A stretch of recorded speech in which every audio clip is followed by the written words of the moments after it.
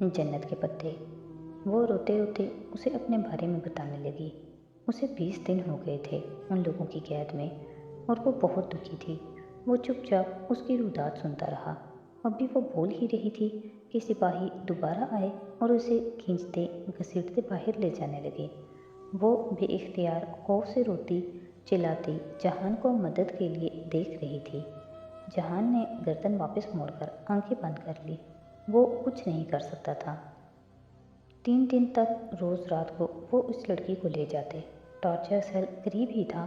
وہاں سے اس کی دردناک چیخیں، آہیں، سسکیاں یہاں تک صاف سنائی دیتی۔ صبح کے قریب وہ اسے سیل میں واپس پھینک جاتے، اس حالت میں کہ وہ مزید زخمی ہوتی اور رو رہی ہوتی۔ تیسری صبح وہ اٹھا، اپنے درد کو بھلائے اس نے پانی کے برتن سے ایک گلاس بھرا اور اس کے قریب لے کر آیا۔ وہ بند آنکھوں سے نڈھال سی کرا رہی تھی۔ اس نے لڑکی کی آنکھوں کو دیکھا تو ایک دم سے جیسے کوئی یاد ہر سو چھانے لگی۔ فریحہ ایک کان رسا، خوبصورت اور پراہدار فریحہ۔ وہ ایک روز ان کے گھر گیا تو اس نے لاؤنج میں بیٹھی فریحہ کو آئینہ پکڑے مونچھنے سے اپنی بھووں کو تراشتے دیکھا۔ علی کرامت کی ممی اپنی بھووں کو نہیں تراشتی تھی، ان کے آبرو قدرتی تھے مگر اچھے لگتے تھے۔ آپ کیوں مسز فریحہ کی طرح اپنی آئی بروز کو شیپ نہیں دیتی؟ اس نے ان سے پوچھ ہی لیا تو وہ ہنس کر بولی، اللہ تعالیٰ کی بنائی ہوئی چیزیں اپنی مرضی سے رد و بدل نہیں کرتے بیٹا، اللہ تعالیٰ کو یہ اچھا نہیں لگے گا۔ وہ اس نیم بے ہوش لڑکی کی بھویں دیکھ رہا تھا، بالکل فریحہ کی طرح کمان کی شکل میں بنی، آبرو بہت صاف تھی۔ اگر وہ ایک ماہ سے زیر حراست تھی تو ابھی تک آبرو کی شیپ خراب کیوں نہیں ہوئی تھی؟ کیا اسے جیل میں آبرو تراش ملا کرتا تھا؟ لعنت ہے! اس نے گلاس پورے کا پورا اس کے چہرے پر اونڈھیلا اور اٹھ کر واپس اپنی جگہ پر آ گیا۔ وہ کراہ کر رہ گئی مگر زیادہ حرکت نہیں کی۔ ایسے سٹول پجن اکثر جیل میں مطلوبہ ملزم کے ساتھ ڈالے جاتے تھے تاکہ وہ اپنے اوپر ہونے والے مظالم کی داستان اور اپنی چیخیں سنا کر ملزم کو ڈرا سکیں اور وہ اپنی زبان کھول دے یا کم از کم اس کی ہمدردی لے کر وہ سٹول پجن اس کے بارے میں کچھ جان سکے۔ وہ اب دن رات اپنے فرار کے متعلق سوچا کرتا تھا۔ وہ جیل اتنے زیادہ پہروں میں بند تھی کہ وہاں سے بھاگنا ممکن نہیں تھا۔ کرے تو کیا کرے؟ وہ اسے پولی گراف ٹیسٹ پہ لے گئے تھے اور اس کو تربیت کے دوران اس مشین کو دھوکہ دینا سکھایا گیا تھا، سو وہ اس کو نہیں توڑ سکے۔ لیکن اسے خوف تھا کہ مخصوص انجیکشن دے کر وہ اسے بہت کچھ بلوا لیں گے، پھر اس کی ایجنسی اس کا کبھی اعتبار نہیں کرے گی۔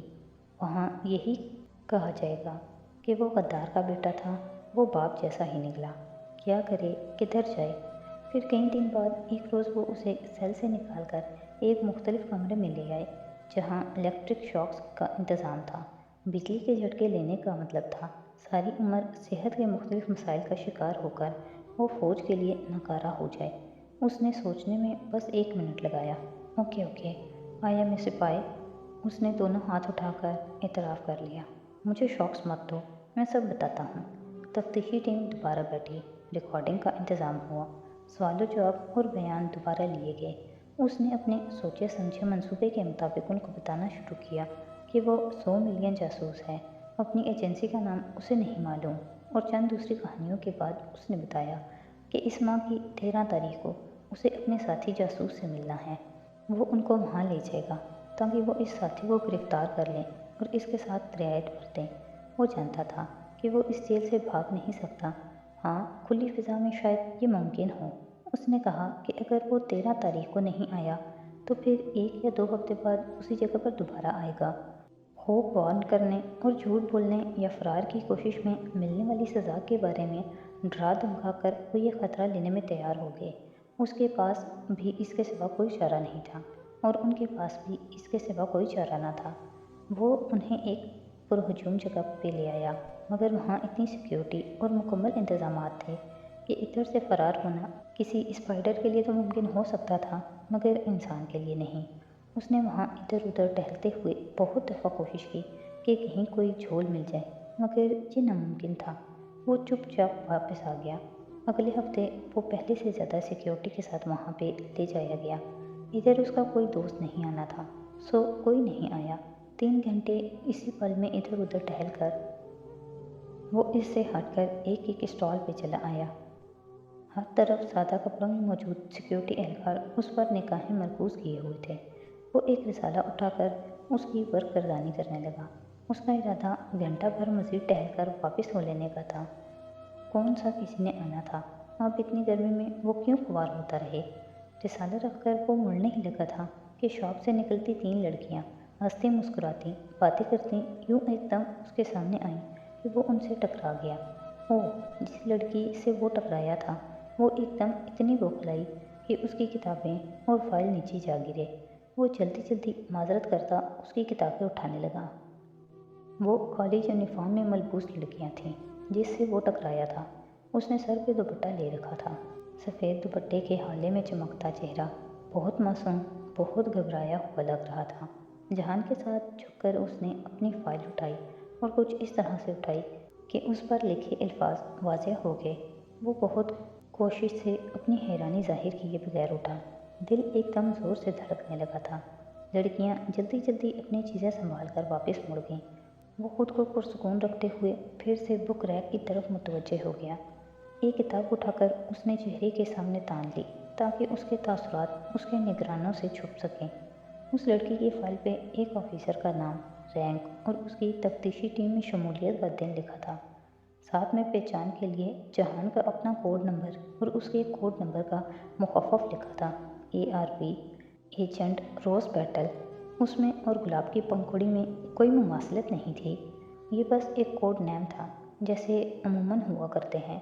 शायद जिसने अलॉट किया था उसके सामने इस वक्त रोज़ पेटल टिश्यू का डिब्बा रखा था। बहरहाल उस लड़की की फाइल पे लिखे ये अल्फाज पहचान के लिए काफ़ी थे। उसने किताब वापस रखते हुए सरसरी से अंदाज में दुकान के शीशे के दरवाज़ों को देखा जहाँ दूर मुखालिफ सिमत जाती 3 लड़कियों का अक्स नुमाया था। उसी पल फाइल वाली लड़की ने गर्दन मोड़ कर उसे देखा। उसकी आंखों में एक मुस्कुराहट थी। मर्रा जमीला, एक खूबसूरत औरत। अगले ही लम्हे मर्रा जमीला वापस पलट गई। वो तीनों लड़कियां अब बस पॉइंट की तरफ बढ़ रही थीं। वो सब कुछ इतने आम से अंदाज में हुआ था कि इन दर्जनों निगरानों ने भी कुछ महसूस नहीं किया। 1 घंटे बाद वो वापस चले आए। अब उसके पास मज़ीद 1 हफ्ते का वक्त था।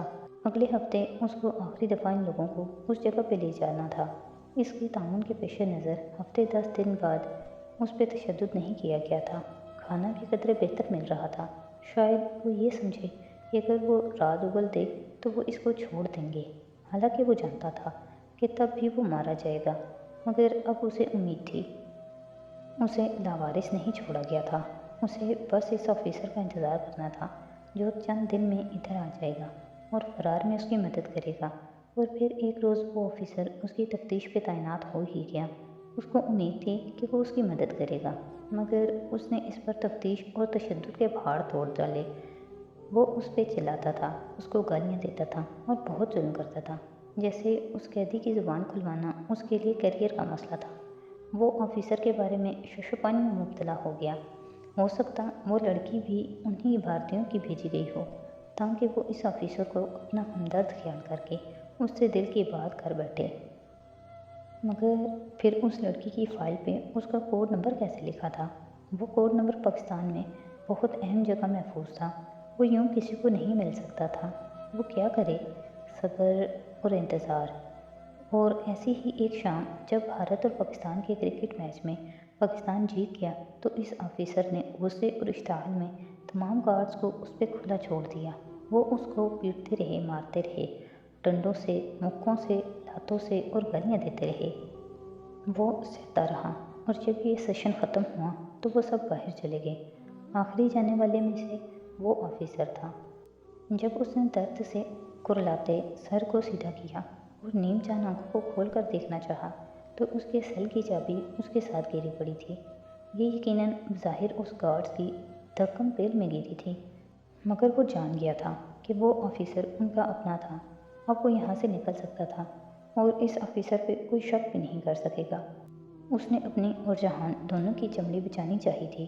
कभी ज़िंदगी ने मौका दिया तो वो इस हिंदू ऑफिसर के एहसान का बदला ज़रूर पूरा करेगा।